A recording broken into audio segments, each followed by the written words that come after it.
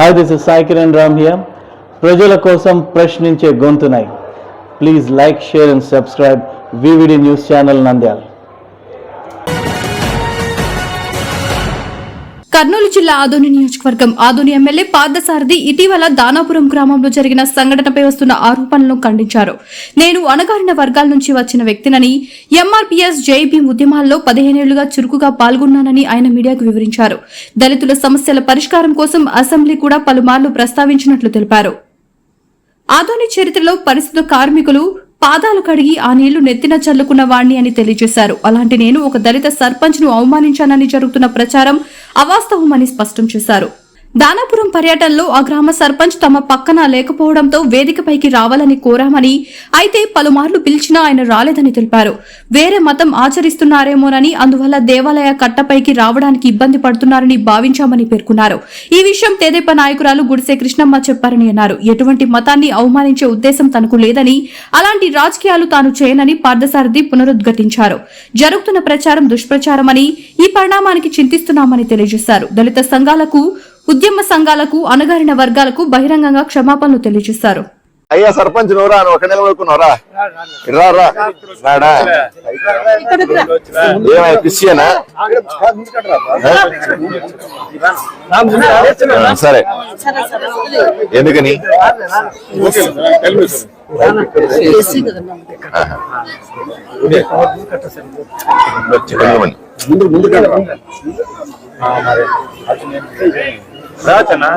కదా మనం సర్పంచ్ కూడా మనం నిధులేస్తా ఉన్నాం. ఇది ప్రత్యేకమైన సందర్భం. నిన్నటి నుంచి మీరందరూ చూస్తా ఉన్నారు. మాకు సంబంధించినటువంటి మాలో ఒకడైనటువంటి దళితుడిని అవమానించాము అన్నటువంటి ఒక వీడియో తీసుకుని విపరీతంగా దానికి పెడార్థాలు తీస్తా వైరల్ చేస్తున్న సందర్భాన్ని మేము ఈరోజు చూస్తా ఉన్నాం. ఒకసారి ప్రజలందరికీ కూడా నా నేపథ్యాన్ని నేను ఒకసారి గుర్తు చేసుకోవాలి. నేను కూడా అణగారిన ప్రజల వర్గాల నుంచి వచ్చిన వాడిని, ఒక బీసీని. ఎన్నో సంవత్సరాలుగా బీసీ ఉద్యమాల్లో కానీ, దళిత ఉద్యమాల్లో కానీ రాజ్యాంగబద్ధంగా మాకు రావాల్సినటువంటి హక్కుల గురించి పోట్లాడేవాడిని. నిరంతరం ఈ ఉద్యమాల్లో మునిగి తేలేవాడిని. ఎంఆర్పిఎస్ ఉద్యమంలో కూడా 10-15 సంవత్సరాలుగా నేను అసోసియేట్ అయిన నేరుగా. నేను ఎప్పుడు కూడా ఈ కండువా వేసుకోవడానికి మొహమాట పడలేదు, ఈ ఉద్యమంలో పాల్గొనడానికి జంకలేదు. జేఎంబీఎం ఉద్యమంలో కూడా ఎన్నో రకాల దళితులకు సంబంధించిన సమస్యల మీద నిరంతరం అసెంబ్లీలో గళమెత్తడమైన, ఎక్కడ అవకాశం దొరికితే అక్కడ వీళ్ళ పక్షాన, మా అందరి పక్షాన నిలబడడానికి ఏ రోజు కూడా వెనుకాడిన వ్యక్తిని. ఆ నేపథ్యం నుంచి వచ్చి నేను మళ్ళీ చెప్తా ఉన్నా, ఎన్నికల సందర్భంలో ఆదోనిలో నేను క్యాండిడేట్గా వచ్చి భారతీయ జనతా పార్టీ అభ్యర్థిగా ఇక్కడ పోటీ చేస్తున్న సందర్భంలో ఇదే కండువాలు వేసుకొని, ఇదే దళిత ఉద్యమాలకు సంబంధించినటువంటి కండువాలు వేసుకొని జై భీమ్ అంటూ, జై అంబేద్కర్ అంటూ గ్రామాన తిరిగి మేము ప్రజలకు మంచి చేస్తాం, మేము కూటమి ప్రభుత్వం రాగానే దళితులకు కావాల్సిన హక్కుల్ని 100% ఇస్తామనే ఉద్దేశంతో హామీలు ఇచ్చి వీళ్ళందరి సహకారంతో ఇక్కడ ఉన్న ఆదోనిలో ఉన్నటువంటి జిల్లాలో ఉన్న వాళ్ళైతే రాష్ట్రంలో ఉన్నవాళ్ళు, చివరికి మా దైవ సమానులు మందకృష్ణ మాదిగ గారు కూడా ఆ సందర్భంలో మా దగ్గరికి వచ్చి ఇక్కడ నా ఎన్నికల ప్రచారానికి వచ్చి దళిత బిడ్డ, దళితులకు నిరంతరం తోడుండే పార్థసారథిని గెలిపించాల్సిందిగా ఆ రోజు ఆయన ప్రజలను కోరిన విషయాన్ని ఈరోజు సమాజానికి నేను గుర్తు చేస్తా ఉన్నాను. అటువంటి నేపథ్యంలో నుంచి వచ్చినటువంటి డాక్టర్ పార్థసారథి నేను ఈరోజు ఒక దళితుడిని అవమానిస్తానా అని సూటిగా ప్రశ్నిస్తాను. అట్లాంటి అవకాశమే లేదు అని నేను వివరణ ఇస్తా ఉన్నాను. ఆ రోజు జరిగిన సందర్భం వేరు. ఆ గ్రామంలో మేము వెళ్ళాం. ఆ గ్రామంలోనికి సంబంధించిన సర్పంచ్ చంద్రశేఖరు ఎంతో కాలంగా వైఎస్ఆర్సీపీ పార్టీలో ఉన్నాడు. ఎన్నికల తరువాత మా ఆలోచన విధానం నచ్చి మేము ఇది అణగారిన ప్రజలకు చేస్తున్న సేవల్ని దృష్టిలో పెట్టుకొని మాతో చేరినాడు, మా పార్టీలోకి వచ్చినాడు. మా పార్టీలో ఎంతో గౌరవంగా మేము చూసుకుంటున్న పరిస్థితిని ఈరోజు మీరందరూ కూడా గమనించాల్సిన అవసరం ఉంది. ఆ సందర్భంలో మేము గ్రామంలో వెళ్ళి గ్రామం అంతా తిరిగిన తర్వాత ఆయన దూరంగా నిలబడినాడు. మేము ఆలయం కట్ట మీద నిలబడినాం. అది దేవాలయానికి సంబంధించినటువంటి కట్ట, అది దాని మీద నిలబడినాం. ఆయన దూరంగా ఉన్నాడు, అర్థం కాలేదు. నేను చూస్తున్నా ఎక్కడున్నా నీ మనిషిని పక్కన చూస్తాను, లేడు ఎక్కడో దూరంగా జనాల మధ్యలో ఉంటే రావయ్యా రావయ్యా అని పిలుస్తా ఉన్నాం. పైకి రమ్మన్నాం, 2 సార్లు 3 సార్లు పైకి రానున్నా, పక్కన ఉండాల్సిన వ్యక్తివి నువ్వు అని పిలుస్తా ఉన్నాం. నాకు అనుమానం వచ్చింది, అతను ఏమన్నా వేరే మతాన్ని ఆచరిస్తున్నాడేమో, అందువల్ల దేవుడి కట్ట మీద నిలబడడానికి ఇబ్బంది పడతా ఉన్నాడా అని నేను ఆ దృష్టితో ఎంక్వైరీ చేస్తా ఉన్నాను. ఈ సందర్భంలో టీడీపీ లీడర్ అయినటువంటి కృష్ణమ్మ గారు చెప్పారన్నటువంటి మీ అన్ని కూడా మీరు చూశారు. ఇవన్నీ కూడా నేను మీకు ప్రజలకందరికీ కూడా స్పష్టంగా చెప్పాను. ఏ రోజు కూడా అతను ఏ ఒక్క అణగారిన ప్రజల్ని, ఏ ఒక్క బీసీని కానీ, ఏ ఒక్క ఎస్సీని కానీ, ఏది ఒక్క ఎస్టీని కానీ, ఏ ఒక్క మైనారిటీ ఎవరిని కూడా కించపరచాలని కానీ తక్కువ చేసి చూడాలన్న ఆలోచన మాకు ఏ రోజు లేదు. అటువంటి రాజకీయాలే చేయలేదు. అంబేద్కర్ ఆశయాలని సాధించాలనేటువంటి పట్టుదలలో ఉన్నటువంటి భారతీయ జనతా పార్టీలో క్రమశిక్షణ కలిగిన కార్యకర్తగా ఉన్నాను నేను. నిరంతరం అంబేద్కర్ యొక్కటువంటి ఆలోచనల్ని సమాజంలో మార్పు తీసుకురావాలనే ఆలోచనతో పనిచేసేవాళ్ళం మేమంతా కూడా. ఎన్నో సందర్భాల్లో బిఆర్ అంబేద్కర్ గారి జీవిత కథని భారతీయ జనతా పార్టీ వైపు నుంచి ఎన్నో ఊర్లలో, ఎన్నో సభల్లో నేనుగా ప్రస్తావించిన వాడిని.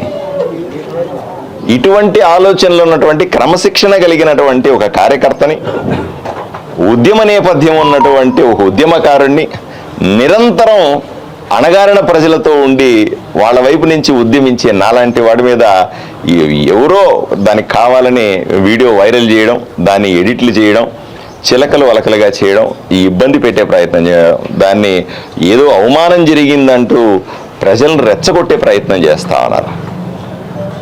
ఇది స్పష్టం. నేను ఒక బీసీ ఎమ్మెల్యే అని తెలుసు, నిరంతరం ఉద్యమ స్ఫూర్తితో ఉంటానని తెలుసు. ఇవన్నీ తెలిసి ఏదో రకంగా బీసీలకు మధ్య, ఎస్సీలకు మధ్య గ్యాప్ పెట్టే ప్రయత్నం ఏమైనా చేస్తున్నారా? ఇది కూడా ఆలోచన చేయాల్సిన అవసరం ఉంది. ఏది ఏమైనప్పటికి కూడా జరిగిన విషయాన్ని మాత్రం మీరందరూ వీడియో 1-4 సార్లు వీడియోలో చూడాల్సిన అవసరం ఉంది. నా ప్రమేయం లేనప్పటికి కూడా, నాకు అటువంటి ఆలోచన లేనప్పటికి కూడా, అటువంటి ప్రవర్తన లేనప్పటికీ కూడా నా సమక్షంలో జరిగిన దానికి నేను బాధ్యత వహించాల్సిన అవసరం కూడా ఉంది. జరిగిన సంఘటనల్ని పూర్తిగా ఖండిస్తూ, జరిగినటువంటి సంఘటనలో ఎవరి మనోభావాలు దెబ్బతిన్నా, మా సర్పంచ్ గారు నిన్నే మాట్లాడినారు కూడా, నాతో ఎలా ఉంటాడు, మా పార్టీలో ఎలా ఉంటాడు, మిగతా వీళ్ళందరికీ కూడా ఊర్లో ఉన్నటువంటి ఒకటి ఆలోచన చేయాలి. ఆదోనిలో మున్సిపల్ ఆఫీసులో ఒక జరిగినటువంటి అధికారిక కార్యక్రమంలో దళితుల కాళ్ళు కడిగి ఆ నీళ్లు నెత్తిన చల్లుకున్నటువంటి ఎమ్మెల్యే ఎవరన్నా ఉన్నారంటే చరిత్రలో, ఆంధ్రప్రదేశ్ చరిత్రలో ఒకే ఒక్క ఎమ్మెల్యే, అది పార్థసారథి ఎమ్మెల్యే, ఆదోని నుంచి ఎమ్మెల్యే అని గర్వంగా చెప్పుకునే ఉద్యమ సంఘాలు. ఇది నిజం. అలాగే నేను అసెంబ్లీలో మాట్లాడినా, బయట మాట్లాడినా, ఏ గ్రామానికి వెళ్ళినా సరే తారతమ్యాలు లేకుండా చేస్తాం.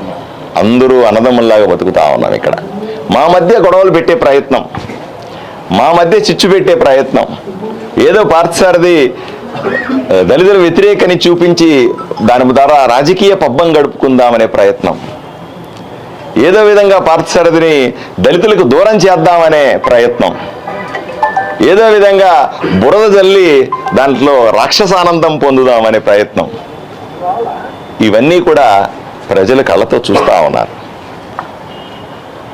ఏది ఏమైనప్పటికీ కూడా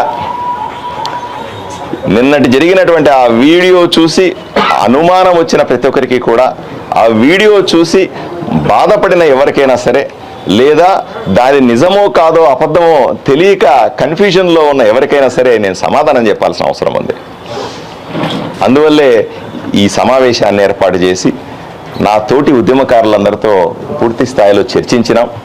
దీన్ని ఎలా ఎదుర్కోవాలా అన్న విషయాన్ని కూడా మేము స్పష్టంగా ఆలోచన చేశాం. అన్నింటికంటే ముందు రాజకీయంగా ఎదుర్కోవడం సులభం, సామాజికంగా నేను ఎప్పుడు వాళ్ళతో ఉంటాను కాబట్టి వాళ్ళతో నాకు ఎప్పటికీ గొడవలు వచ్చే అవకాశం లేదు. అయినప్పటికీ కూడా ఈ జరుగుతున్నటువంటి ప్రచారం మీద ఎక్కడో చోట ఆపాల్సిన అవసరం ఉంది. ప్రచారము దుష్ప్రచారం అని చెప్పాల్సిన అవసరం ఉంది. అందువల్ల ఈ సభాముఖంగా మా అందరి సమక్షంలో, మీడియా సమక్షంలో జరిగిన వాటికి చింతిస్తూ ఉద్యమ సంఘాలకు కానీ, దళిత సంఘాలకు కానీ, దళితులకు కానీ, మా బీసీలకు కానీ, అణగారిన వర్గాలకు ఎవరైనా సరే నేను బహిరంగంగా క్షమాపణ చెప్తా ఉన్నాను. ఎందుకంటే చాలామంది అంటారు, ఏమండి క్షమాపణ చెప్తున్నారు ఎట్లా అని.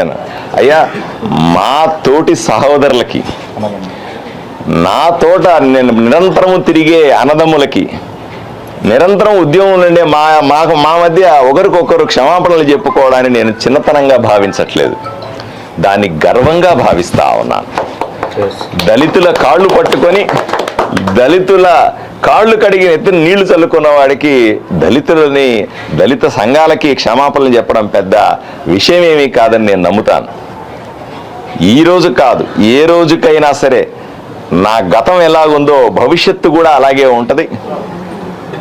దళిత సంఘాల కోసం, దళిత సంఘాల ఆశయాల కోసం, అంబేద్కర్ స్ఫూర్తి కోసం, బలహీన వర్గాల అధికారాల కోసం, హక్కుల కోసం నిరంతరం పోరాటాన్ని మేమందరూ కొనసాగిస్తామని, మా మధ్య గొడవలు పెట్టే ప్రయత్నం చేసే వాళ్ళ ఆటలు సాగవని స్పష్టంగా ఈ పత్రికాముఖంగా తెలియజేస్తాం.